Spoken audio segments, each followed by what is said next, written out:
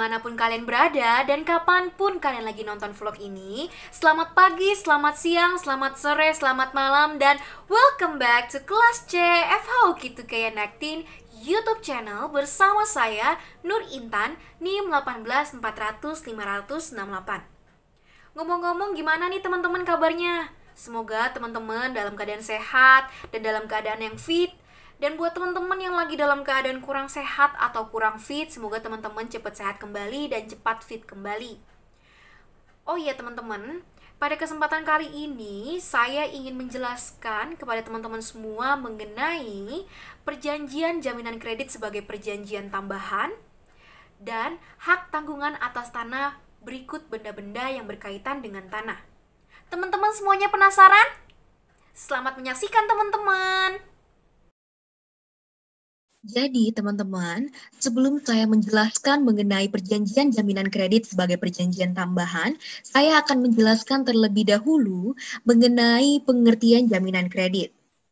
Menurut pasal 2 ayat 1 Surat Keputusan Direksi BI nomor 23/69/Cap/Dir tertanggal 28 Februari 1991 tentang jaminan pemberian kredit, di situ dinyatakan bahwa yang dimaksud dengan jaminan kredit adalah keyakinan bank atas kesanggupan debitur untuk melunasi kredit sesuai dengan yang diperjanjikan. Sedangkan, untuk memperoleh keyakinan tersebut, maka bank atau kreditur sebelum memberikan kreditnya harus melakukan penilaian terlebih dahulu dengan seksama, baik itu terhadap watak, kemampuan, modal, agunan, dan prospek usaha dari debitur. Jadi misalnya seperti ini teman-teman. Sebelum si kreditur memberikan kredit kepada debitur, dia akan melakukan penilaian terlebih dahulu. Apakah agunan yang diberikan oleh debitur sebagai jaminan kredit itu asli atau palsu, dan kemudian apakah prospek usaha dari debitur ini sedang berjalan dengan baik atau sedang dalam masalah, apakah watak dari si debitur ini adalah baik atau jahat, atau memang dia ingin memiliki maksud yang tidak baik atau itikat tidak baik. Kemudian yang selanjutnya teman-teman, perjanjian jaminan kredit sebagai perjanjian tambahan atau biasa kita sebut juga perjanjian aksesorir dan masih banyak istilah lainnya. Perjanjian jaminan kredit disebut sebagai perjanjian tambahan, artinya perjanjian jaminan ini eksistensinya atau keberadaannya itu tergantung pada perjanjian pokok. Perjanjian pokok yang mendasarinya yaitu yang dimaksud adalah perjanjian kredit atau perjanjian hutang. Kemudian, jadi kita dapat mengetahui bahwa perjanjian jaminan kredit itu bukan merupakan perjanjian yang berdiri sendiri, tetapi dia itu tergantung pada perjanjian kredit sebagai perjanjian pokok. Sehingga dari hal tersebut, maka kita dapat mengetahui bahwa perjanjian kredit itu harus dibuat terlebih dahulu, baru kemudian dibuatlah perjanjian jaminan kredit atau perjanjian agunan kredit. Kemudian, selanjutnya, pengertian hak tanggungan. Seperti yang saya sudah jelaskan sebelumnya bahwa saya juga akan menjelaskan mengenai hak tanggungan. Tetapi sebelum saya masuk ke dalam pengertian daripada hak tanggungan, saya akan menjelaskan terlebih dahulu mengenai sejarah singkat dari hak tanggungan itu sendiri. Mungkin teman-teman ada yang udah tahu, tetapi saya akan menjelaskan secara singkat terlebih dahulu. Yang pertama, sebelum hak tanggungan itu terbit, bahwa pengikatan tanah dan bangunan menjadi jaminan itu dibagi menjadi 3, hipotek, kredit verban, dan IO. Kemudian, setelah berlakunya Undang-Undang Nomor 4 Tahun 1996 tentang hak tanggungan atas tanah beserta benda-benda yang berkaitan dengan tanah, maka seperti hipotek ini contohnya, itu hipotek atas tanah serta benda-benda yang berkaitan dengan tanah itu tidak berlaku lagi setelah ada undang-undang hak tanggungan ini. Dan hipotek ini hanya berlaku bagi kapal laut yang berukuran paling sedikit 20 meter kubik. 20 meter kubik isi kotor, dan bagi pesawat terbang dan helikopter yang telah mempunyai tanda pendaftaran dan kebangsaan Indonesia. Kemudian mengenai kredit Verban itu sendiri, setelah berlakunya Undang-Undang Hak Tanggungan, itu diikatnya dengan SKMHT. Kemudian, teman-teman, apa sih pengertian dari hak tanggungan itu sendiri?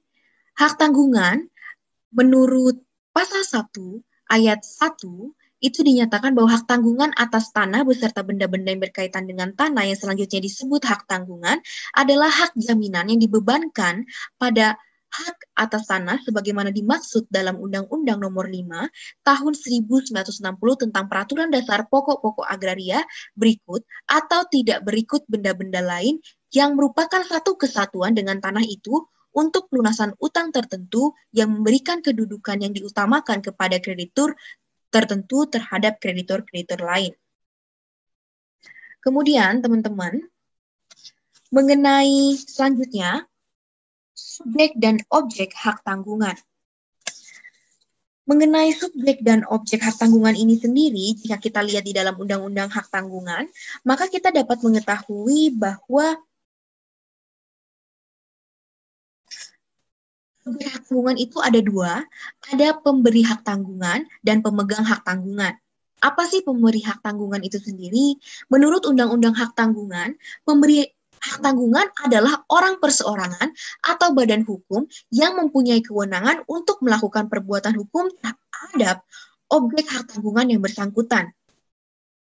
Kemudian, pemegang hak tanggungan adalah orang perorangan atau badan hukum yang berkedudukan sebagai pihak yang berpiutang. Selanjutnya, objek hak tanggungan. Menurut Undang-Undang Hak Tanggungan, yang menjadi objek hak tanggungan, yaitu yang pertama, hak atas tanah yang dapat dibebani hak tanggungan adalah hak milik, hak guna usaha, hak guna bangunan, hak pakai atas tanah negara, dan hak milik atas satuan rumah susun, serta benda-benda yang berkaitan dengan tanah. Kemudian, selanjutnya, tata cara pemberian hak tanggungan. Jadi nih, teman-teman, mengenai tata cara pemberian hak tanggungan ini, menurut pasal 10 ayat 1 Undang-Undang Hak Tanggungan, di situ dinyatakan bahwa awal dari tahap pemberian hak tanggungan itu didahului dengan janji akan memberikan hak tanggungan sebagaimana yang dicantumkan dalam perjanjian kredit antara debitur dengan kreditur dalam bentuk klausul tentang jaminan kredit atau klausul mengenai agunan. Kemudian, pemberian hak tanggungan dilakukan dengan akta pemberian hak tanggungan oleh PPAT berdasarkan ketentuan pasal 10 ayat 2 Undang-Undang Hak Tanggungan. Bank dan debitur kemudian menyerahkan asli berkas akta kepemilikan atas tanah dan perjanjian kredit kepada PPAT atau notaris yang bersangkutan untuk diproses. Dan pada dasarnya nih teman-teman, pemberi hak tanggungan itu dalam poin kedua ini, itu dia diwajibkan hadir di hadapan PPAT. Dan jika dalam keadaan tertentu si calon pemberi hak tanggungan ini atau yang kita sebut debitur itu tidak dapat hadir sendiri, maka diperkenankan untuk mengusahakannya atau memberikan kuasa kepada pihak lain. Pemberian kuasa ini sifatnya itu wajib jika calon pemberi hak tanggungan tidak dapat hadir, dan pemberian kuasa ini juga wajib dilakukan di hadapan notaris dengan akta otentik yang dibuat khusus dengan surat kuasa membebankan hak tanggungan atau biasa kita sebut SKMHT. Kemudian dalam pasal 15 ayat 2 Undang-Undang Hak Tanggungan, di situ ditentukan bahwa SKMHT ini tidak dapat ditarik kembali karena sebab apapun juga. Dan kemudian ditentukan juga bahwa SKMHT ini tidak dapat berakhir kecuali kuasa yang bersangkutan sudah dilaksanakan atau karena melampaui batas waktu penggunaannya. Adapun pembatasan waktu penggunaan SKMHT ini itu tujuannya, maaf, saya ulangi, bahwa pembuatan pembebanan hak tanggungan ini wajib dilakukan selambat-lambatnya itu 1 bulan sesudah SKMHT diberikan. Ini diatur dalam pasal 15 ayat 4 Undang-Undang Hak Tanggungan. Dan batas waktu juga 3 bulan jika tanah yang dijadikan belum bersertifikat. Nah, tujuan dari pembatasan ini sebenarnya itu salah satunya untuk menghindari berlarut-larutnya waktu pelaksanaan pemberian APHT.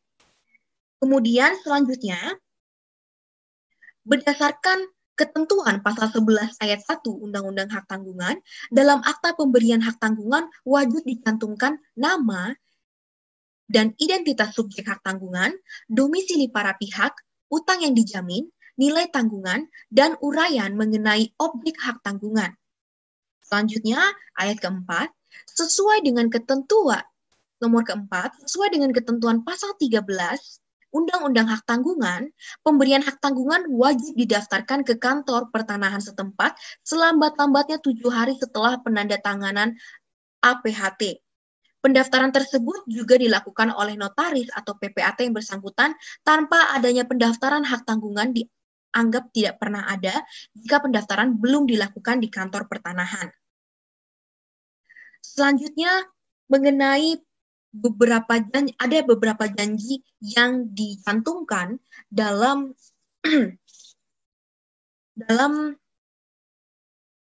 hak tanggungan, itu diatur di dalam pasal 11. Di situ teman-teman saya hanya mencantumkan beberapa saja, tetapi teman-teman bisa membacanya di dalam Undang-Undang Hak Tanggungan. Yang pertama, janji yang membatasi kewenangan pemberi hak tanggungan untuk menyewakan objek hak tanggungan dan atau menentukan atau mengubah jangka waktu sewa dan atau menerima uang sewa di muka kecuali dengan persetujuan tertulis lebih dahulu dari pemegang hak tanggungan. Kemudian, huruf B, janji yang membatasi kewenangan pemberi hak tanggungan untuk mengubah bentuk atau tata susunan objek hak tanggungan kecuali dengan persetujuan tertulis lebih dahulu dari pemegang hak tanggungan. Kemudian hapusnya hak tanggungan. Berdasarkan ketentuan pasal 18 ayat 1 Undang-Undang Hak Tanggungan, hapusnya hak tanggungan karena hal-hal sebagai berikut. Yang pertama, hapusnya hutang yang dijamin dengan hak tanggungan. Yang kedua, dilepaskannya hak tanggungan oleh pemegang hak tanggungan. Pembersihan hak tanggungan berdasarkan penetapan peringkat oleh Ketua Pengadilan Negeri. Dan yang keempat, hapusnya hak atas tanah yang dibebani hak tanggungan. Sertifikat hak tanggungan. Sebagai tanda bukti adanya hak tanggungan yang sudah didaftarkan kepada Kepala Kantor Badan Pertanahan Nasional, maka diterbitkan sertifikat hak tanggungan yang bentuk dan isinya juga ditetapkan oleh Menteri Negara Agraria atau Kepala Badan Pertanahan Nasional atau BPN. Berdasarkan ketentuan yang disebutkan dalam pasal 14 ayat 1 Undang-Undang Nomor 4 Tahun 1996. Sertifikat hak tanggungan ini sendiri nih teman-teman, itu terdiri atas salinan buku tanah hak tanggungan dan salinan APHT yang sudah disahkan oleh Kepala Kantor Pertanahan dan dijilid menjadi satu dalam sampul dokumen. Kemudian roya hak tanggungan.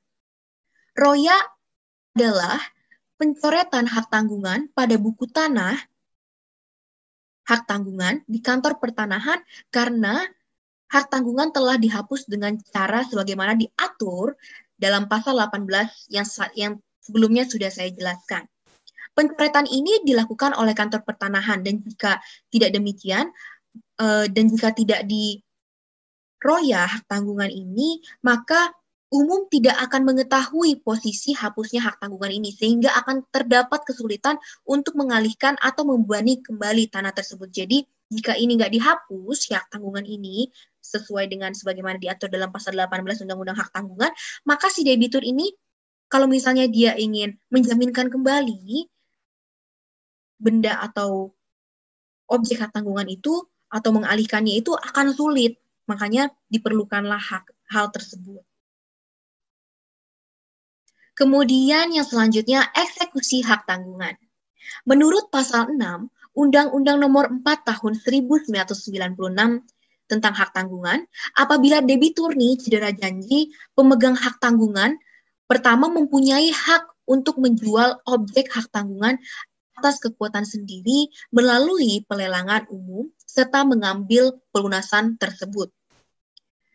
Di sini pemegang hak tanggungan dapat melakukan parate eksekusi atau pemegang hak tanggungan. Tidak perlu memperoleh persetujuan dari pemberi hak tanggungan atau penetapan dari pengadilan negeri setempat. Pemegang hak tanggungan ini dapat langsung meminta kepada kantor lelang untuk melakukan pelelangan atas objek hak tanggungan yang bersangkutan.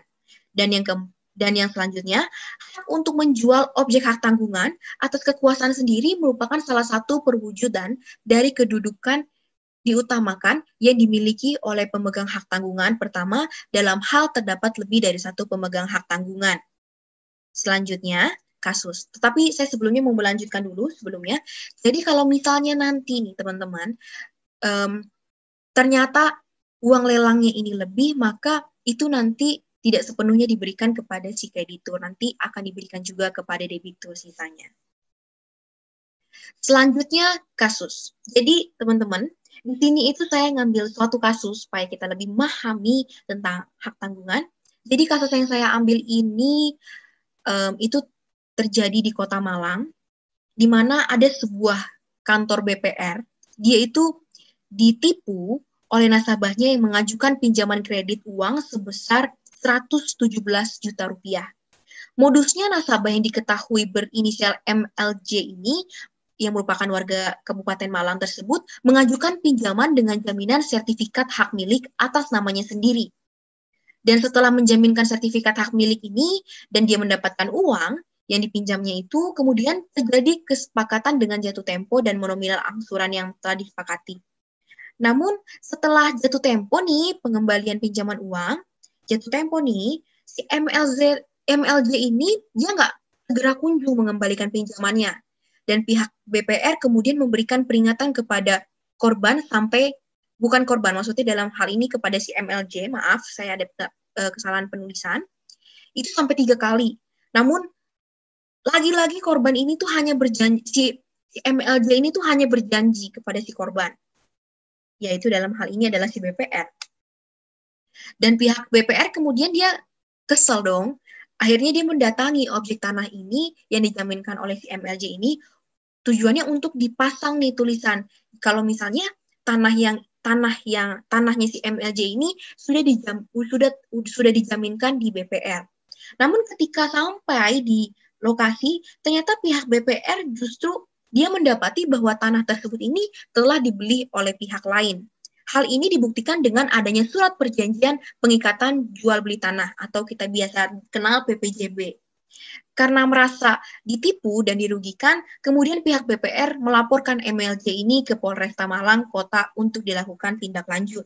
Nah, dari hal ini kita tahu dong pasti kayak, berarti si MLJ ini memang sudah dari awal dia tidak memiliki itikat baik. Dan seharusnya, kalau menurut sudut pandang saya sendiri, seharusnya BPR ini melakukan analisis lebih bagus lagi supaya tidak terjadi hal-hal seperti ini.